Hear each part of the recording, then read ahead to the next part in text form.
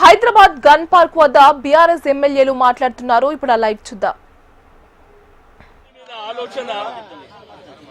అసలు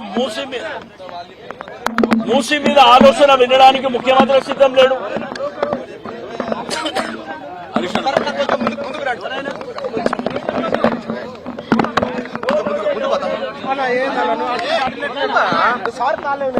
బాబు ఈరోజు శాసనసభ నడిపినటువంటి ఈరోజు తెలంగాణ శాసనసభ అంతా కూడా ఏకపక్షంగా ఒకే సైడు నడపడం పట్ల మా తీవ్రమైన నిరసన తెలియజేస్తూ ఈరోజు సభ నుంచి వాకౌట్ చేసి మేం బయటకు రావడం జరిగింది. ముఖ్యంగా ఈ శాసనసభ నడుస్తున్న తీరు పూర్తిగా ప్రజాస్వామ్య విలువలకు తిలోదకమిస్తూ శాసనసభ నియమ నిబంధనలను ఉల్లంఘిస్తూ ఈ సభ నడుపుతా ఉన్నారు.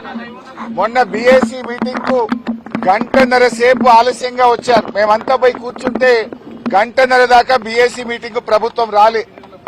బీఏసీ మీటింగ్ లో తీసుకున్న నిర్ణయాలు వేరు, ఈ రోజు శాసనసభలో బీఏసీ నిర్ణయాలని చెప్పి పెట్టింది పూర్తిగా వేరుగా పెట్టారు. బీఏసీలో 7 రోజులు అసెంబ్లీ నడుపుతామని, తర్వాత మళ్లీ బీఏసీ పెట్టి ఎన్ని రోజులు జరపాలో నిర్ణయిస్తామని బీఏసీలో నిర్ణయం జరిగింది.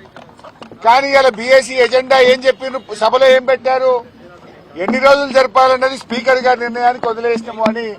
అంటే బీఏసీలో తీసుకున్న నిర్ణయాలను కూడా తప్పుదో పట్టిస్తూ సభను తప్పుదో పట్టించారు.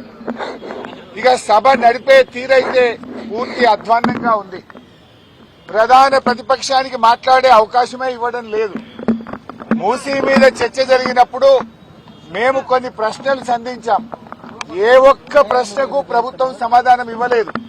ముఖ్యమంత్రి గారు వచ్చి అడ్డగోలుగా గంటన్నర సేపు ప్రశ్నోత్తరాల సమయంలో మాట్లాడారు.